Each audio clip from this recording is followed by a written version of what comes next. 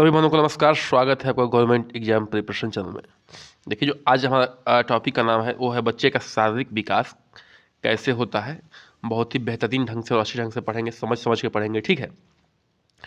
उसके पहले जो है एक क्वेश्चन जो है चैप्टर नंबर 10 का 21वां क्वेश्चन जो है ये मिसप्रिंट हो गया था। एक बहन ही हमारी है, इनके प्रोफाइल पे नाम आता है सीमा, सीमा नाम से आता है, ठीक है। उन्होंने इस चीज़ को बड़ा ध्यान दिया था और बहुत ही धन्यवाद देना चाहता हूँ। मैं भी थोड़ा सा ध्यान नहीं दिया, क्योंकि जब बुक अच्छी होती है, किताब अच्छी होती है तो आदमी का ध्यान नहीं जाता है, लेकिन कोई भी दुनिया में परफेक्ट नहीं है, गलती किसी से हो जाती है। यहाँ थोड़ा सा मिसप्रिंट हो गया। हालांकि इन्होंने थ्योरी में जो है सही दिया है, थ्योरेटिकल पोर्शन में थ्योरी में इन्होंने सही दिया है, थ्योरी में राइट है, लेकिन ये जो है क्वेश्चन में क्या हो गया है, इनसे मिसप्रिंट हो गया है। तो थोड़ा सा ध्यान दे दीजिएगा कि यही क्वेश्चन है बस, सिर्फ और कुछ नहीं है। आईसीएमआर के पोषण विशेषज्ञों द्वारा गर्भाशय में महिलाओं को कितनी अतिरिक्त थायमीन की आवश्यकता को प्रस्तावित किया गया है। मतलब गर्भवती महिला के लिए कितनी जो है थायमीन की आवश्यकता होती है, पर डे की बात हो रही है, तो वो होगा 2 मिलीग्राम पर डे, ठीक है। तो यहाँ पे पॉइंट में होगा, तो पॉइंट में तो कुछ नहीं होने वाला है, ठीक है। 2 मिलीग्राम पर डे होगा, पर डे। देखिए, मैं जो है थायमीन की आवश्यकता होती है, मतलब कि विटामिन B1 की आवश्यकता होती है। इसको जो है मैं जाके वहाँ से रीचेक किया हूँ, जो ICMR का वेबसाइट है वहाँ से जाके रीचेक किया हूँ, तो आपको दिखा देता हूँ, ठीक है। आप भी क्लियर हो जाइए, ठीक है। चलिए देख लेते हैं। यहाँ पे आप लोग देख सकते हैं, ठीक है। यहाँ पे देख सकते हैं कि प्रेग्नेंट वुमेन के लिए जो है 2 मिलीग्राम पर डे की आवश्यकता होती है, किसकी? थायमीन यानी कि विटामिन B1 की, ठीक है। ये विटामिन B1 के बारे में है, विटामिन थायमीन यानी कि विटामिन B1 के बारे में है। प्रेग्नेंट वुमेन के लिए 2 मिलीग्राम पर डे, और लैक्टेटिंग वुमेन के लिए क्या है, कितना है? 2.1 मिलीग्राम पर डे है। मतलब जो दूध पिलाती हुई माँ है, जो दूध पिलाती हुई माँ है, उसके लिए 2.1 मिलीग्राम पर डे है थायमीन की आवश्यकता, यानी कि विटामिन B1 की आवश्यकता। और जो गर्भवती महिला है उसके लिए कितना हो सकता है? 2 मिलीग्राम पर डे, ठीक है। तो यहाँ से हमारा जो है क्लियर हो गया कि 2 मिलीग्राम पर डे सही है। थ्योरी में बिल्कुल जो है बुक में सही दिया हुआ है, जो है क्वेश्चन में मिसप्रिंट हो गया है, ठीक है। चलिए इस बात को ध्यान दीजिएगा। चलिए अब हम जो लोग हैं मेन टॉपिक पे आते हैं। किस पे आते हैं? बालक का शारीरिक विकास पे। किस पे आते हैं? बालक का शारीरिक विकास पे आते हैं। शारीरिक विकास का अर्थ है कि शारीरिक विकास से तात्पर्य शरीर के सभी आंतरिक एवं बाह्य अंगों का विकास है। ध्यान रखिएगा, शरीर के जो सभी अंदर के अंग हैं और जो बाहरी अंग हैं उनका विकास है। मतलब अंदर के अंग क्या हो सकते हैं? किडनी हो सकता है, फेफड़ा हो सकता है, ठीक है। और क्या हो सकता है? हृदय हो सकता है, हाँ, मतलब गुर्दे हो सकते हैं, जो पाचन तंत्र हो सकता है। बहुत सारे अंग हैं अंदर जिनको गिनाना मुश्किल है। ब्रेन, दिमाग हो सकता है। और बाहरी अंग क्या हो सकते हैं? हाथ पैर, लंबाई चौड़ाई, ये सब का विकास, मतलब बढ़ना, ठीक है। तो कहने का मतलब है कि शरीर के विकास का मतलब है कि आंतरिक अंगों का और बाह्य अंगों का, मतलब बाहरी अंगों का विकास, ठीक है। शारीरिक विकास के अंतर्गत बालक के शरीर की लंबाई, भार, शारीरिक अनुपात, हड्डियों का विकास, मांसपेशियों का विकास, आंतरिक अंगों का विकास आदि सम्मिलित किया जाता है। क्या किया जाता है? शरीर के विकास के अंतर्गत बालक के शरीर की लंबाई भी, उसका भार भी, वजन भी, शरीर का शारीरिक अनुपात भी, हड्डियों का विकास भी, जो हड्डियां विकास करती हैं, लंबाई चौड़ाई बढ़ती है, मोटी होती हैं, चौड़ी होती हैं, मांसपेशियों का विकास भी, और आंतरिक अंगों का विकास आदि सभी जो है सम्मिलित है किसमें? शारीरिक विकास के अंदर, यानी कि फिजिकल डेवलपमेंट के अंदर, ठीक है। तो इस सब चीज़ों को ध्यान रखिएगा। चलिए आगे बढ़ते हैं। नवजात शिशु के, थोड़ा सा ये मतलब टॉपिक से हट के है, लेकिन जान लीजिए, जब दिया है तो जान लीजिए, ठीक है। नवजात शिशु के तलवे पर पंजे से एड़ी की तरफ सहलाने पर उसके पैर की उंगलियां खुल जाती हैं। क्या है? नवजात शिशु के जो तलवे होता है, पंजा नीचे का पैर का तलवे पर पंजे से एड़ी की तरफ, ठीक है, पंजे से एड़ी की तरफ सहलाने से उसके पैर की उंगलियां खुल जाती हैं। यह अभिव्यक्ति जो है बेबी नस्की कहलाती है। क्या कहलाती है? बेबी नस्की कहलाती है। इसको जान लीजिए कि अगर किससे पंजे से एड़ी की तरफ अगर सहलाएंगे बच्चे के, मान लीजिए कि ये पैर है, बच्चे का पैर है, इधर से इधर की तरफ सहलाएंगे तो क्या होगा? ये उंगलियां जो है खुल जाएंगी, ये उंगलियां खुल जाएंगी। इसको कहेंगे बेबी नस्की। समजाति, ठीक है, सॉरी समाजमिति क्या है, समाज मतलब यानी कि सोशियोमेट्री बच्चे का सामाजिक संबंधों को मापने के लिए समाजमिति एक गुणात्मक पद्धति है। और देखिए बच्चे की सामाजिक संबंध को मापने के लिए, बच्चा कितना सामाजिक संबंध बनाना जानता है उसको मापने के लिए जो है ये पद्धति है जिसका नाम क्या है, समाजमिति यानी कि सोशियोमेट्री। नवजात अवस्था जन्म से लेकर 2 सप्ताह तक मानी जाती है। बोलते हैं नवजात बच्चा है, नवजात बच्चा, नवजात बच्चा। नवजात बच्चे की उम्र कितनी होती है, 0 से लेके 2 सप्ताह तक, ध्यान रखिएगा, ठीक है। इतने ही दिन के बच्चों को क्या कहेंगे, नवजात कहेंगे। क्या कहेंगे, नवजात कहेंगे। मतलब कि नवजात अवस्था कब से होती है, जन्म से लेकर 2 सप्ताह तक मानी जाती है। अब शारीरिक विकास का महत्व, शारीरिक विकास के अंतर्गत हम पढ़ चुके हैं। शारीरिक विकास क्या होता है, शारीरिक विकास होता है शरीर के आंतरिक एवं बाह्य अंगों का विकास, बाह्य अंगों का विकास, ठीक है, दोनों का शारीरिक विकास के अंतर्गत अभी पढ़ चुके हैं हम लोग। अब देखते हैं कि शारीरिक विकास का महत्व क्या है, ठीक है। शारीरिक विकास का प्रभाव बालक के व्यवहार के 5 क्षेत्रों पर पड़ता है। जो शारीरिक विकास का प्रभाव है बालक के 5 क्षेत्रों पर पड़ता है, जो निम्नलिखित है। पहला है नाड़ी संस्थान का विकास, ठीक है। अगर बालक के शरीर का विकास होगा तो नाड़ी संस्थान मतलब कि जिसमें रुधिर बहता है, जिसमें खून बहता है, ठीक है, उसका क्या होगा, विकास होगा, ब्लड, ठीक है। दूसरा क्या है, मांसपेशियों का विकास। किसका होगा, मांसपेशियों का विकास होगा। अगर उसका शारीरिक विकास होगा तो उसकी मांसपेशियां भी बड़ी होंगी, लंबी चौड़ी होंगी, ठीक है। अंतःस्रावी ग्रंथियों का विकास, जो अंदरूनी अंतःस्रावी ग्रंथियां हैं, इंडोक्राइन ग्लैंड्स हैं, चाहे टेस्टोस्टेरोन प्रोस्टेरोन हो गया या पिट्यूटरी ग्लैंड हो गया, टाइलिन हो गया, ये सब क्या है, इन सब का भी क्या होगा, विकास होगा। शारीरिक संरचना का विकास, शारीरिक बनावट में भी विकास होगा उसके, अगर शरीर का विकास हो रहा है तो। क्योंकि देखिए आप पहले ही पढ़ चुके हैं कि शारीरिक विकास क्या है, तो आंतरिक और बाह्य अंगों का विकास है शारीरिक विकास। तो जब ये सब होगा तो ये सब तो होगा ही होगा। इसको जो है इन्होंने 5 चरणों में बांट दिया है, बस यही बात किया है। स्वस्थ शरीर का विकास, ठीक है, और जब ये सब सारा होगा तो स्वस्थ शरीर का विकास भी होगा। आगे बढ़ते हैं। प्रथम 2 वर्षों में शारीरिक विकास, ये कह रहे हैं कि प्रथम 2 वर्षों में शारीरिक विकास कैसे होता है, इसकी बात कर रहे हैं। तो देखिए अब अपने दिमाग को एकदम बिल्कुल 0 से लेकर 2 वर्ष तक के बच्चे पर ले जाइए, 0 से लेकर 2 वर्ष तक के बच्चे पर ले जाइए, अपने दिमाग को एकदम वहाँ पे फोकस कराइए, ठीक है। तब जाके इसको पढ़ेंगे तो जो है अच्छे से समझ में आएगा। ये 0 से 2 वर्ष लिख रहा है, मतलब अपने दिमाग को जो है एकदम वहाँ पे लेकर जाइए, 0 से 2 वर्ष का बच्चा कैसा होता है, ठीक है, और किस तरह से वो विकास करता है, तब जाके जो है आपको समझ में आने शुरू हो जाएगा। जन्म के समय बालक की लंबाई जो है 50 सेंटीमीटर यानी कि 90 से 20 इंच तक, तथा भार जो है 7 से 8 पाउंड यानी कि 2.5 से लेकर जो है 4 किलो 300 ग्राम तक होता है।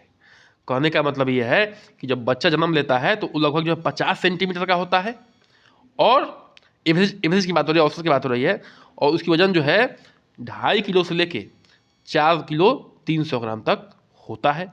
स्वस्थ बच्चे की बात हो रही है, ध्यान रखिएगा। 3 माह के बालक की लंबाई में जन्म की लंबाई की तुलना में 20% की वृद्धि होती है। मतलब कि अगर बच्चा जो है मान लीजिए कि 20% की वृद्धि हो रही है, तो मतलब कहने का मतलब ये है कि 3 महीने बाद जो है बच्चा जो है 20% की वृद्धि कर जाएगा। अगर देखिए मान लीजिए बच्चा अगर 4 किलो का है, जन्म जो है उसका कितना किलो का हुआ है, जन्म जो है 4 केजी का हुआ है, ठीक है, 4 केजी का हुआ है, तो 3 महीने बाद इसका 20% निकाल लीजिए, ठीक है, 20% निकाल लीजिए, 20 × 5 = 100 और उसमें भाग दे दीजिए 0.8, ठीक है, 5 × 8 = 40, 0.8 हो जाएगा। तो इसका वजन कितना हो जाएगा, 3 महीने बाद जो है इसका वजन हो जाएगा 4.8 kg, मतलब 4 किलो 800 ग्राम का हो जाएगा 3 महीने बाद। कहने का मतलब ये है कि 3 महीने बाद जो है उसकी वजन में सॉरी 3 महीने बालक जो लंबाई में जन्म की लंबाई की तुलना में 20% की वृद्धि हो जाती है। ये गलती हो गई, ठीक है। ये मान लीजिए कि अगर वो जो है 50 सेंटीमीटर का है, ये लंबाई की बात हो रही है, वजन की बात नहीं हो रही है, ठीक है। मान लीजिए कि अगर 50 सेंटीमीटर की है वो, तो उसका जो है 20% निकाल लीजिए। ये 500 मान हमें 10, ठीक है। तो मतलब कितना जाएगा वो 10 जो है 10 सेंटीमीटर वृद्धि हो गई, तो जो है 3 माह बाद जो है वो 60 सेंटीमीटर का हो जाएगा। देखिए हम जो है वजन पे दिमाग चला गया था, लेकिन ये लंबाई की बात कर रहे हैं। तो कहने का मतलब यह है कि 3 महीने बाद जो है बालक की लंबाई जो है कितना हो जाएगा बताइए, 50 सेंटीमीटर से जो है 60 सेंटीमीटर हो जाएगा। आगे बढ़ते हैं। 1 वर्ष में 50 सेंटीमीटर लंबाई बढ़ जाती है तथा जो है 2 वर्ष में 75 सेंटीमीटर लंबाई बढ़ जाती है। मतलब कि 1 वर्ष बाद अगर 50 सेंटीमीटर का जन्म हुआ था, तो 1 वर्ष 50% का मतलब क्या, इसका आधा बढ़ जाएगा, इसका आधा बढ़ जाएगा, मतलब कि 75 सेंटीमीटर का हो जाएगा 1 वर्ष में। कितना हो जाएगा 1 वर्ष में, कितना हो जाएगा 75 सेंटीमीटर का हो जाएगा, ठीक है। और 2 वर्ष में कितना हो जाएगा, और इसका 75% निकाल लीजिएगा, ठीक है। इसका 75% और निकाल लीजिएगा, तो लगभग जो है वो 92.5 सेंटीमीटर करीब हो जाएगा लंबाई उसकी, ठीक है। तो कहने का मतलब है कि 3 महीने में बच्चा जो है 20% की वृद्धि करता है, 1 वर्ष में जो है 50% की वृद्धि करता है, और 2 वर्ष में जो है 75% की वृद्धि करता है। आप किस में, अपनी लंबाई में। ध्यान रखिएगा, लंबाई की बात हो रही थी, शुरू में हमने वजन पर फोकस कर दिया था, उसको जो है निगलेक्ट कर दीजिएगा, ठीक है। अब देखिए 4 वर्ष की आयु में शिशु की लंबाई जन्म के समय की लंबाई की दोगुनी आती है। ये क्वेश्चन बन सकता है कि कितने वर्ष में जो है बच्चा अपने जन्म का दोगुना हो जाता है। देखिए ये बातें लगभग होती है, हर बच्चे पर लागू नहीं है, लेकिन ये औसतन निकाला गया है, ध्यान रखिएगा औसतन। और ये बातें जो है एक आदमी नहीं निकाला है, जब बहुत सारे मनोवैज्ञानिक जो इस बात से सहमत हुए होंगे, तभी ये बात जो है बुक में आपके आई है।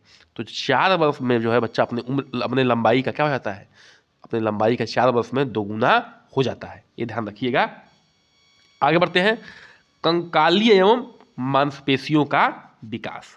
कंकाल सभी लोग जानते हैं, कंकाल तंत्र को देखे ही हैं, हड्डियों का जो संरचना होती है, जिस पे हमारी बॉडी टिकी होती है। जिस तरह से बिल्डिंग किस पे टिकी होती है, बिल्डिंग जो टिकी होती है, घर का बिल्डिंग ही टिका होता है किस पे होता है, छड़ों पे, बीम पे टिका होता है कि नहीं टिका होता है। तो उस तरह से जो है एक तरह से हमारी जो कंकाल तंत्र है, हमारे शरीर की छड़ है, बीम है, वो है जिसमें जो हमारी शरीर टिका हुआ है। एवं मांसपेशियों का विकास, मांसपेशियां सभी लोग जानते हैं, मांस, कंकाल और मांस। नवजात शिशु के शरीर में लगभग 270 हड्डियां होती हैं, ध्यान रखिएगा। युवा पुरुष से अधिक होती है, युवा से अधिक होती है। नवजात शिशु के शरीर में कितनी हड्डियां होती हैं, 270 हड्डियां होती हैं। जो नवजात मतलब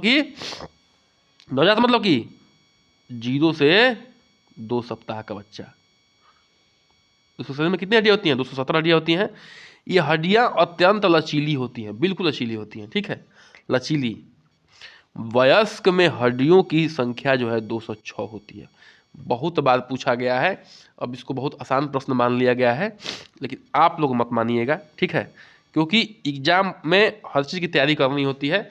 कौन सा जो है पॉइंट एक स्टेटमेंट बना के पूछ लेगा, 3-4 स्टेटमेंट में आ जाएगा, और वहीं से आप जो है काम गड़बड़ हो जाता है। तो इस चीज़ को ध्यान रख के चलना है। नवजात शिशु की मांसपेशियां अपरिपक्व होती हैं। क्या होती है, अपरिपक्व तो होंगी ही, अभी नया नया जन्म लिया है, वो धीरे धीरे विकास करेगा, बड़ा होगा, तब जो है जाके परिपक्वता उसमें आएगी। तो एक बार जो है एक चित्र के माध्यम से देख लेते हैं कि 2 वर्ष के बच्चे का विकास कैसे होता है। ये देखिए जो है 2 वर्ष का बच्चे का विकास का स्टेज दिखाया गया है। नवजात बच्चा है, फिर से रेंगना चालू कर दिया, इस तरह से चलना चालू कर दिया, बैठना चालू कर दिया, और जो है खड़े होकर चलना चालू कर दिया। हम लोग पिछले टॉपिक में जो है पूरी तरीके से पढ़ चुके हैं, जो जिन पियाजे साहब हैं उसको जो है बेहतरीन ढंग से एक्सप्लेन किया गया है। पिछले टॉपिक को जाके बिल्कुल देखिए कूद के पढ़ना मत सीखिए, ठीक है। कूद के पढ़ना सीखेंगे, नॉलेज जो है, ज्ञान जो है सही तरीके से आपके माइंड में नहीं विकास करेगा, आप जो है परेशान रहेंगे हमेशा, ठीक है। अस्थायित्व नहीं आएगा, ज्ञान का जो है अस्थायित्व कहा जाता है, वो आपके दिमाग में नहीं आएगा। कूद कूद के मत पढ़िए, लाइन बाय लाइन चलिए, एक एक लेक्चर को ढंग से देखिए और तब जाके देखिए मज़ा एग्ज़ाम कैसे नहीं निकलेगा। हाँ, इसमें मेहनत तो करनी पड़ेगी, अभ्यास तो करना पड़ेगा, शॉर्टकट कुछ भी नहीं है। जो शॉर्टकट निकालता है उसकी ज़िंदगी शॉर्टकट ही हो जाती है। ठीक है, पूरी तरीके से परिपक्वता नहीं आएगी ज्ञान में तो मज़ा नहीं आएगा। एग्जाम जो है आप हमेशा कन्फ्यूज रहेंगे, हमेशा जो है किसी पोर्शन को लेकर क्या करेंगे, कन्फ्यूज रहेंगे। तो ध्यान रखिएगा, बढ़िया से तैयारी करिए। चलिए अगले पॉइंट पे आते हैं। अब देखिए यहाँ पे है कि पूर्व बाल्यावस्था में शारीरिक विकास। देखिए शैशवावस्था कौन सा था, शैशवावस्था था, शैशवावस्था था 0 से लेके 2 वर्ष तक। उसके बाद क्या है, बाल्यावस्था है, बाल्यावस्था है, ठीक है ना, बाल्यावस्था है। वो कितना है, लेके 2 से लेके 12 वर्ष तक है। तो ये बात कर रहे हैं पूर्व की, ठीक है। तो पूर्व की बाल्यावस्था क्या है, 2 से लेके 6 वर्ष है। और जो उत्तर बाल्यावस्था होगी वो होगी 6 से लेके 12 वर्ष तक। ध्यान रखिएगा, बाल्यावस्था जो है 2 से लेकर 12 वर्ष तक होती है, उसमें जो पूर्व बाल्यावस्था होती है 2 से लेकर 6 वर्ष तक होती है।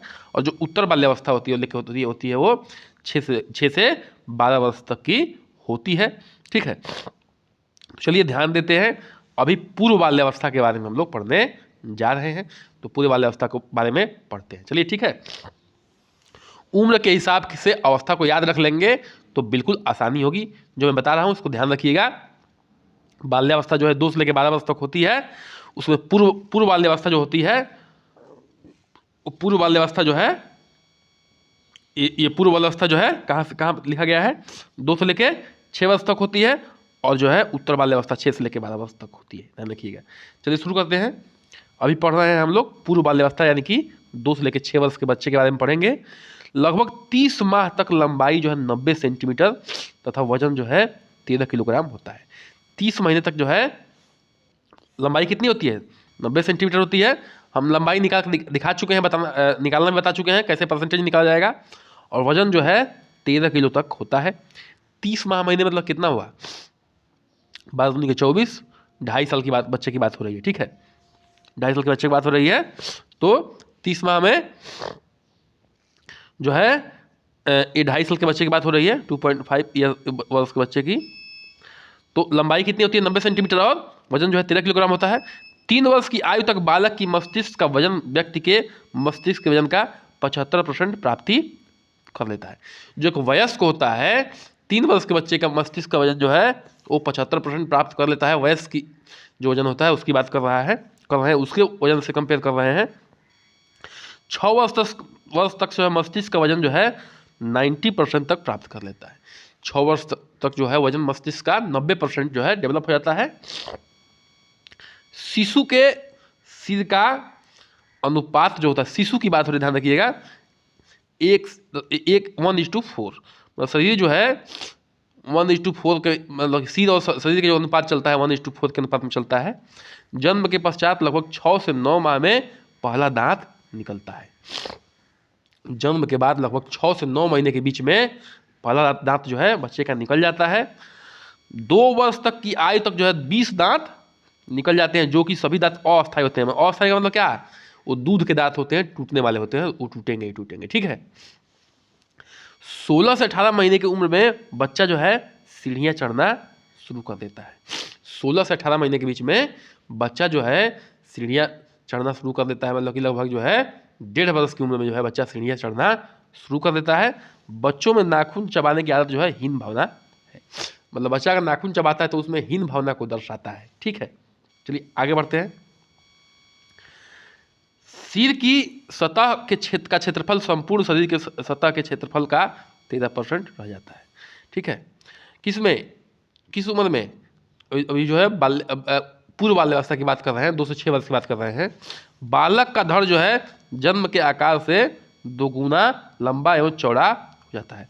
जो बालक का धड़ है वो क्या हो जाता है, जन्म के आकार से 2 गुना लंबा और चौड़ा भी हो जाता है, 2 गुना। ठीक है, धड़ क्या होता है, जो सिर के नीचे का भाग है, धड़, उसको धड़ कहते हैं। ठीक है, जो सिर के नीचे का भाग है, ये वाला पोर्शन क्या है, ये धड़ कहलाता है, ये वाला। ठीक है, ये क्या होता है, 2 गुना होता है और चौड़ा होता है। बालक का जन्म जो जिस समय जन्म लिया था उसकी बात हो रही है। आगे बढ़ते हैं। जन्म के समय हृदय और रक्तवाहिनियां नलिकाएं छोटी और सक्रिय होती हैं। 6 वर्ष की अवस्था तक विकास जो है तीव्र गति से होता है। जो हृदय और रक्तवाहिनियां हैं उनका भी विकास जो है 6 वर्ष तक क्या होता है, बहुत तीव्र गति से होता है। बचपन में क्या होती है, नलिकाएं बहुत छोटी और पतली होती हैं, ये ध्यान रखना है। अब उत्तर बाल्यावस्था की बात हो रही है। उत्तर बाल्यावस्था की बात हो रही है मतलब कि 6 वर्ष तक के बच्चे, 6 से 12 वर्ष तक के बच्चे की बात हो रही है। ठीक है, कि 6 से 12 वर्ष तक के बच्चे का विकास कैसे होता है। देखिए, लड़कियों में 9 से 14 वर्ष की आयु तक, लड़कों में 10 से 11 वर्ष की आयु तक ऊंचाई में सबसे कम वृद्धि होती है। ठीक है, लड़कियों में 9 से 14 वर्ष की आयु तक और लड़कों में 10 से 11 वर्ष की आयु तक जो है ऊंचाई में सबसे कम वृद्धि होती है। सामान्यतः बच्चों में मल, अब एक थोड़ा एक्स्ट्रा पॉइंट है, ध्यान रखिएगा, जो बॉक्स बना के दिए उसमें एक्स्ट्रा पॉइंट भी पढ़ते चलते हैं। सामान्यतः बच्चों में मल विसर्जन का नियंत्रण की शक्ति जो है 3 से 4 वर्ष की उम्र में आ जाती है। मतलब कि मल विसर्जन पर नियंत्रण का मतलब क्या होता है, उसको लैट्रिन लगता है लेकिन वो कंट्रोल कर लेता है थोड़ी देर के लिए। ठीक है, लेकिन जब इससे पहले जो है 3 से पहले जो है वो लैट्रिन पे कंट्रोल नहीं करता है, वो जो है पैंट में लैट्रिन कर देगा, जहाँ रहेगा वही लैट्रिन कर देगा। कहने का मतलब कि उस लैट्रिन पे कंट्रोल नहीं कर पाता है, लेकिन 3 से 4 वर्ष की उम्र में उसकी कंट्रोलिंग क्षमता डेवलप हो जाती है लैट्रिन पे। मतलब कि गुदा की मांसपेशियां जो है दिमाग के हिसाब से काम करना शुरू कर देती हैं। जन्म के समय नवजात शिशु के रोने से शिशु का क्रंदन अत्यंत महत्वपूर्ण है। ठीक है, रोने के दौरान उसके फेफड़े फूल जाते हैं, जिससे श्वसन प्रक्रिया प्रारंभ हो जाती है। मतलब कि जब जन्म के समय जब बच्चा रोता है तो क्या होता है, उसका फेफड़ा क्या होता है, फूलता है, और इससे क्या होता है, उसकी श्वसन जो है क्रिया क्या हो जाती है, प्रारंभ हो जाती है, शुरू हो जाती है। क्यों, क्योंकि उससे पहले तो वो किससे सांस ले रहा था, गर्भनाल से। ठीक है, गर्भनाल सांस ले रहा था, इससे गर्भनाल कट किया, रोना शुरू कर देता है, उसके बाद जो है उसकी फेफड़ा फूलना शुरू हो जाता है, और क्या हो जाता है, जो है वो सांस लेना शुरू कर देता है। फेफड़ा फूलना क्या होता है, शुभ संकेत है कि बच्चा जो है सांस लेना शुरू कर दिया, इसलिए रोना भी जरूरी होता है।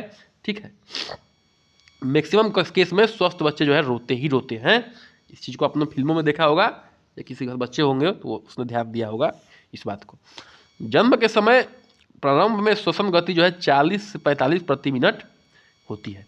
40 से 45 मिनट प्रति मिनट होती है, जन्म के समय की बात हो रही है।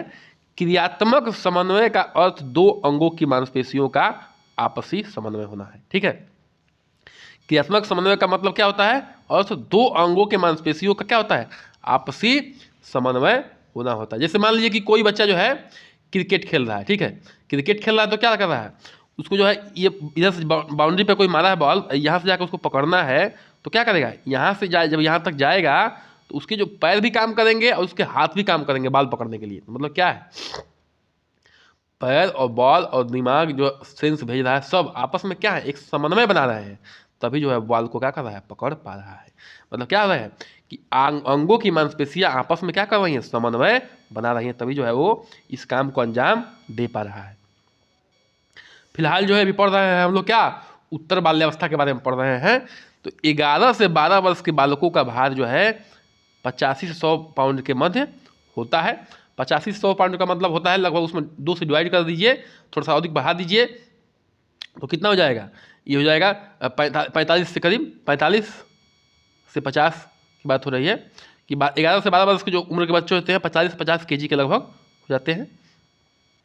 इस आयु में लगभग सभी अस्थायी दांत निकल आते हैं। ठीक है, इस आयु में मतलब 11 से 12 वर्ष के बीच में अस्थायी दांत का मतलब होता है कि जो जीवन पर्यंत में चलेंगे। अब इसके बाद कुछ भी दांत टूटेगा तो आपका जो है फिर से दोबारा वो जमने वाला नहीं है, उसका काम खत्म ही खत्म है। ठीक है, लगभग 6 वर्ष की आयु में अस्थायी दांत निकलना प्रारंभ हो जाता है। 6 वर्ष की आयु में क्या होता है, अस्थायी दांत निकलना प्रारंभ हो जाता है। 12 वर्ष की अवस्था तक, देखिए एक एक पॉइंट इंपॉर्टेंट है, अस्थायी दांत कब निकलते हैं, अस्थायी दांत कब निकलते हैं। ठीक है, बच्चा जो है लैट्रिन कब रोक सकता है, लैट्रिन रोकने की क्षमता कब डेवलप कर लेता है, हर पॉइंट जो है डेवलप है, क्योंकि आप पढ़ रहे हैं शारीरिक विकास। ध्यान रखिएगा, देखिएगा बच्चे की लंबाई कब जो है दोगुनी हो जाती है, कब 50% विकास कर जाता है लंबाई अपने जन्म का, सब कुछ इंपॉर्टेंट है। और ये इतना आसान मत समझिए, जब तक आप इसको बार बार रिवाइज नहीं करेंगे, नोट्स बना के रिवाइज नहीं करेंगे, इतना आसान नहीं है कि आप जो है इसको याद कर सकेंगे। समझने में तो बहुत मज़ा आ रहा है, क्योंकि हम समझा रहे हैं, लेकिन जब याद रखना होता है क्योंकि बहुत सारे टॉपिक्स हैं आपके दिमाग में, तो उसके लिए रिवीजन बहुत जरूरी होता है। इसलिए मैं बार कहता हूँ कि सक्सेस का एक ही मूल मंत्र है कोर्स, कोर्स और कोर्स का पूरा रिवीजन, कोर्स का पूरा रिवीजन, ये ध्यान रखिएगा। 12 वर्ष की अवस्था तक हृदय का भार जो है जन्म की अपेक्षा लगभग 7 गुना हो जाता है, ठीक है। 12 वर्ष की उम्र में एक देखिए हमेशा, अब एक नाटे आदमी से कंपेयर मत करिएगा, नाटे बच्चे से, एक स्वस्थ बच्चे की बात हो रही है कि 12 वर्ष की अवस्था तक हृदय का जो भार है, हृदय की भार है उसके बात कर रहा हूँ कि 12 वर्ष की अवस्था तक हृदय का भार जो है जन्म की अपेक्षा 7 गुना हो जाता है, ठीक है। जो जन्म के समय हृदय होगा उसका 7 गुना हो जाता है 12 वर्ष की उम्र में। 9 वर्ष की आयु में लड़के का हृदय लगभग प्रति मिनट 80 बार तथा लड़की का जो है 82.84 बार धड़कता है।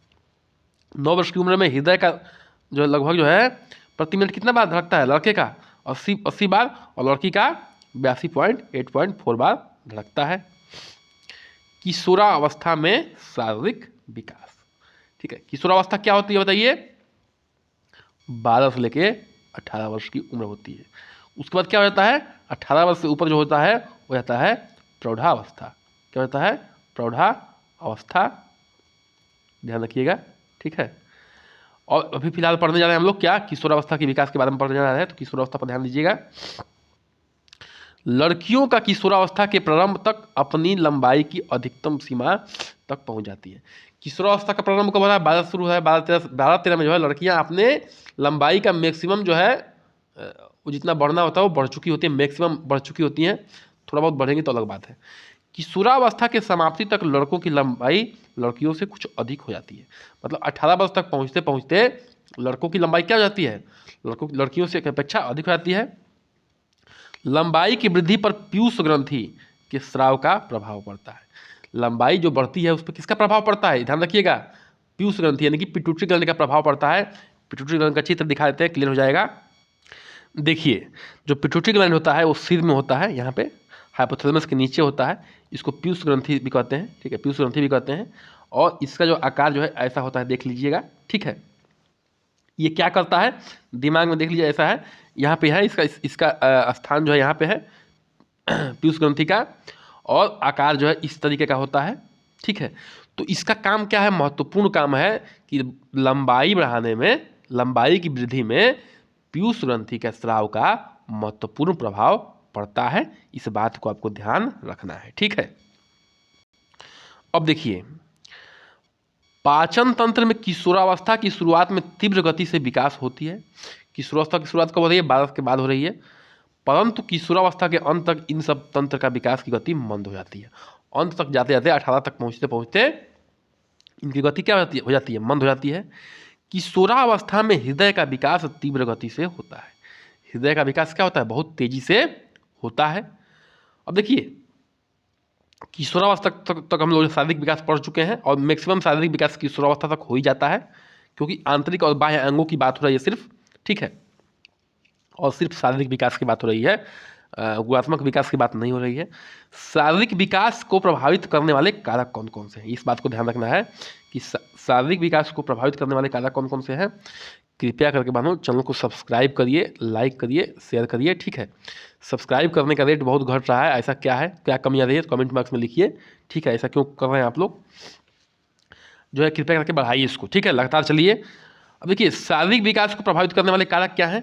शारीरिक विकास को निम्नलिखित कारक जो है प्रभावित करते हैं, इस प्रकार है।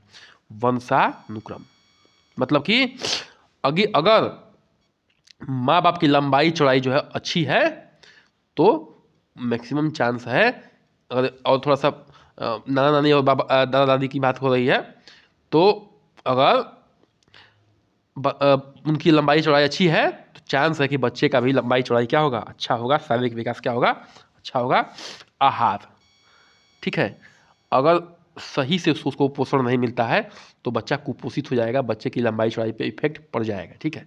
अगर सही से पोषण मिलता है तो बच्चा जो है सही रूप से क्या करेगा, विकास करेगा। अंतःस्रावी ग्रंथियाँ, किसी भी कारण से अंतःस्रावी ग्रंथियाँ जैसे पीयूष ग्रंथि है उस पर इफेक्ट पड़ गया तो बच्चा जो है नाटा रह जाएगा, और सही से करता है बच्चा जो है बहुत अच्छा विकास करेगा।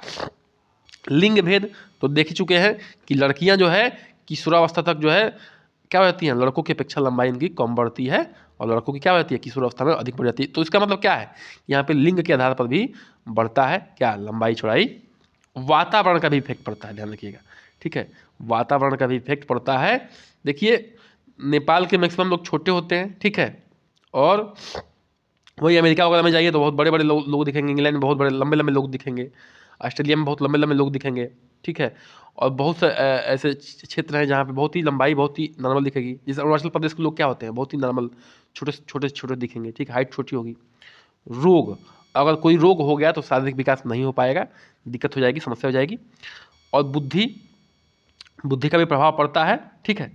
सामाजिक आर्थिक स्तर, समाज कैसा है, आर्थिक स्तर कैसा है, आर्थिक स्तर सही नहीं रहेगा तो जो है सही से पोषण नहीं कर पाएगा, बच्चों को आहार नहीं दे पाएगा, तो इसका भी इफेक्ट पड़ेगा, ठीक है। और समाज का भी इफेक्ट पड़ता है शारीरिक विकास पे, कि उस समाज में कैसा खान पान है, किस खान पान का रीति रिवाज है, इसका भी इफेक्ट पड़ेगा उसमें, ठीक है। चलिए अब मनुष्य के क्रियाशील परिवेश के वैज्ञानिक अध्ययन को एर्गोनॉमिक कहते हैं। क्या कहते हैं, मनुष्य के क्रियाशील परिवेश के वैज्ञानिक अध्ययन को एर्गोनॉमिक कहते हैं। उसके उस परिवेश में कैसा कैसा काम हो रहा है, किस जो है उस परिवेश के लोग किस व्यवसाय में लगे हुए हैं, किस तरह के कामों में इंटरेस्टेड है, उसके अध्ययन क्या कहेंगे, एर्गोनॉमिक कहेंगे। संकोच करना, शर्माना भय से संबंधित भाव है, मतलब संकोच करना या शर्माना एक तरह से डर माना गया है, डर से संबंध है इसका, ठीक है। वह बालक जो दोनों हाथों का प्रयोग करता है एम्बीडेक्स्ट्रस कहलाता है, उभय हस्त कहलाता है। मतलब कि जो बच्चा दोनों हाथ का प्रयोग कर ले वो उसको कहेंगे उभय हस्ती, उभय हस्त कहेंगे या एम्बीडेक्स्ट्रस कहेंगे। एम्बी मतलब होता है दोनों और डेक्स्ट्रस मतलब होता है महारथ, महारथ, तो दोनों हाथों में महारथ है, महारथ। माता और शिशु के बीच में बनने वाले प्रथम बंधन लगाव है, ठीक है। प्रथम बंधन क्या होता है, लगाव होता है। इसी के साथ आज के सेशन करते हैं समाप्त। कृपया करके चैनल को सब्सक्राइब करिए, लाइक करिए, शेयर करिए और बने रहिए हमारे साथ। नमस्कार, जय हिंद।